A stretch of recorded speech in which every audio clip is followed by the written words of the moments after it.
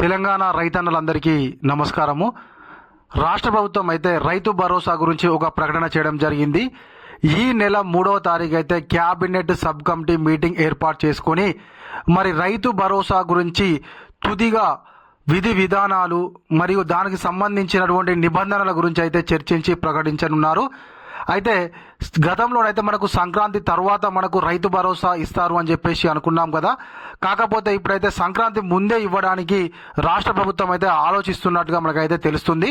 మరి అసలు sub committee సమావేశంలో ఏం నిర్ణయం తీసుకొనుంది, దేనిపైన చర్చ జరగనుంది అనేటువంటి దాని గురించి అయితే ఒక్కసారి మనం తెలుసుకుందాము. ఈ వీడియో అయితే కొంచెం లెంతీగా ఉంటుంది, తప్పకుండా చివరి వరకు అయితే చూడండి. ఇంకా మీలో ఎవరైనా మన ఛానల్ సబ్స్క్రైబ్ చేసుకోకపోతే వెంటనే సబ్స్క్రైబ్ చేసుకొని పక్కన ఉన్నటువంటి గంట సింబల్ అయితే నొక్కండి. జనవరి 3న క్యాబినెట్ భేటీ, రైతు భరోసాపై తుది నిర్ణయం తీసుకునే అవకాశం. రైతు భరోసా కోసము అన్నదాతల ఎదురు చూస్తున్నారు. ఈ నేపథ్యంలో కీలక అప్డేట్ వచ్చింది. జనవరి 3న రైతు భరోసా అమలుపై ప్రకటన వెలువడే అవకాశం ఉంది. ఇంకా వ్యవసాయ కూలీలకు ఆర్థిక సాయంపై కూడా క్యాబినెట్లో చర్చించి తుది నిర్ణయం తీసుకునే అవకాశం ఉంది. అయితే ఈ నెల 3వ తారీఖునైతే ఖచ్చితంగా ఈ యొక్క క్యాబినెట్ సబ్ కమిటీ ఉంది కదా, అది సమావేశము కానుంది. అందులో రైతు కూలీలకు సంబంధించినటువంటి అమౌంట్ గురించి కూడా చర్చ జరిగేటువంటి అవకాశం ఉన్నట్లుగా మనకైతే తెలుస్తుంది.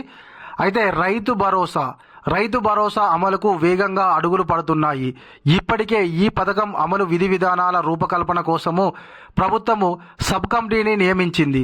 ఆ కమిటీ పలుమార్లు భేటీ అయ్యి చర్చించింది, సలహాలు సూచనలు స్వీకరించింది. కానీ ఎలాంటి అధికారిక ప్రకటన చేయలేదు. దీనిపై జనవరి 3న జరగబోయే క్యాబినెట్ భేటీలో చర్చించే అవకాశం ఉంది.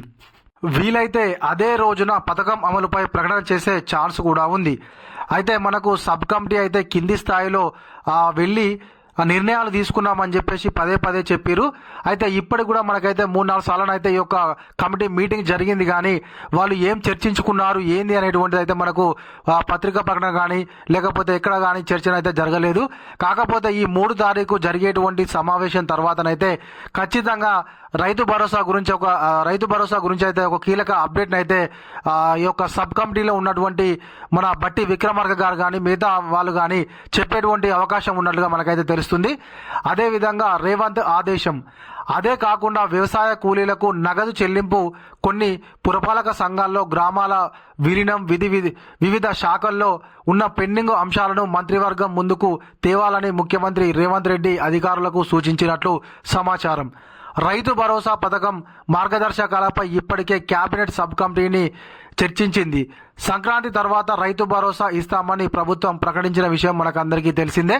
అయితే మన ముఖ్యమంత్రి గారు అయితే మిగతా పెండింగ్ ఫైళ్ల గురించి మరియు రైతు కూలీలకు ఇచ్చేటువంటి అమౌంట్ గురించి ఆ మిగతా ఏవైతే ఉన్నాయో అవి కూడా ఈ యొక్క సబ్ కమిటీ ముందు పెట్టాలని చెప్పేసి అధికారులను అయితే ఆదేశించిందట.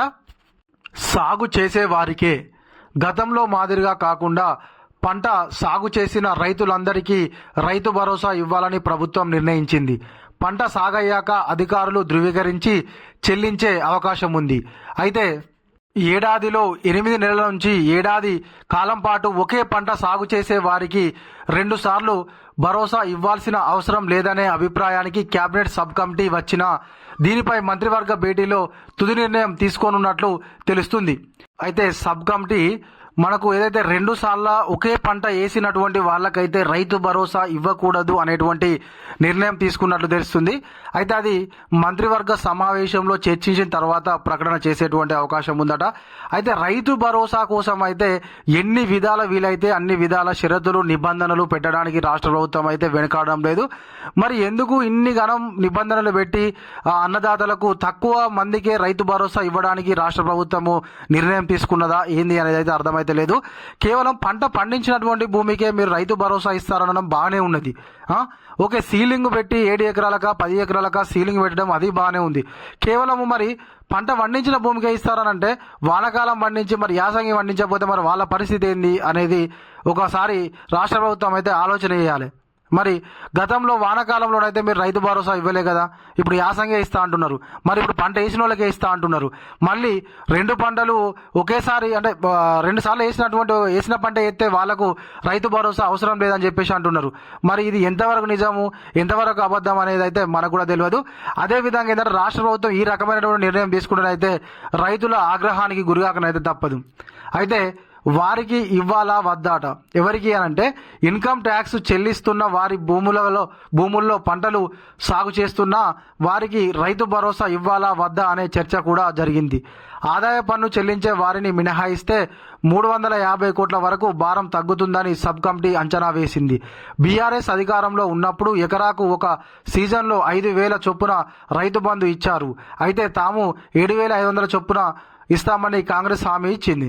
అయితే ఎన్నికల హామీలోనైతే మనకు కాంగ్రెస్ ప్రభుత్వము 7,500 సంవత్సరానికి 15,000 రూపాయలు ఇస్తామని చెప్పారు.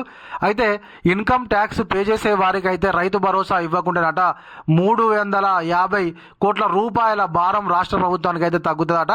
మరి ఇది కూడా బాగానే ఉంది, ఎందుకంటే ఇన్కమ్ ట్యాక్స్ పే చేస్తున్న వారికి అయితే రైతు భరోసా ఇవ్వనవసరం లేదు.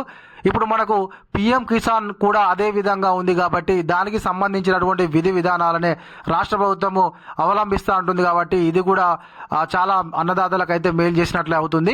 అయితే ఇంకొక విషయము, ఎకరాకు 6,000 ఇప్పుడే 7,500 కాకుండా ఎకరాకు 6,000 ఇచ్చి దీన్ని క్రమంగా 7,500కు పెంచాలనే ఆలోచన చేస్తున్నట్లు సమాచారం. అయితే రాష్ట్రంలో మొత్తంగా దాదాపు 80 లక్షల ఎకరాలకు రైతు భరోసా చెల్లించాల్సి వస్తుందని ప్రభుత్వం అంచనా వేస్తుంది. 6,000 చొప్పున చెల్లించిన 4,800 కోట్ల వరకు అవసరం అవుతాయని చెప్పేసి అధికారులు చెబుతున్నారు. కేబినెట్ భేటీ తర్వాతనే దీనిపై స్పష్టత వచ్చే అవకాశం ఉంది. చూసిలా, మళ్ళీ ఇంకొక కథ ఉన్నది. 7,500 అన్నోళ్ళు 6,000 రూపాయలు ఇప్పుడు ఇచ్చి మళ్ళీ క్రమంగా పెంచేటువంటి ఆలోచనలో కూడా ఉన్నారట. మరి ఇది అయితే కరెక్ట్ పద్ధతి కాదు. ఇప్పటికే మేమైతే వానాకాలం సీజన్ సంబంధించినటువంటి అమౌంట్ లాస్ అయినాం. మరి ఇప్పుడు యాసంగి సీజన్లో కూడా మీరు ఇస్తారనేవి కాకుండా మళ్ళీ అందులో కూడా కోత పెడతనైతే ఖచ్చితంగా అన్నదాతలు అయితే ఎవరు ఊకోరు. కాబట్టి రాష్ట్ర ప్రభుత్వము అర్హులైనటువంటి ప్రతి ఒక్క అన్నదాతకైతే రైతు భరోసా ఇవ్వాలని చెప్పేసి ప్రతి ఒక్క అన్నదాత తరపున అయితే నేను రాష్ట్ర ప్రభుత్వాన్ని కోరుకుంటున్నాను. ఇది మన వీడియో. ఈ వీడియో కనుక మీకు నచ్చినట్లయితే ఖచ్చితంగా ఒక లైక్ చేయండి, కామెంట్ చేయండి. ఇంకా మీలో ఎవరైనా మన ఛానల్ను సబ్స్క్రైబ్ చేసుకోకపోతే వెంటనే సబ్స్క్రైబ్ చేసుకొని పక్కనటువంటి గంట సింబల్ అయితే నొక్కండి. Thank you.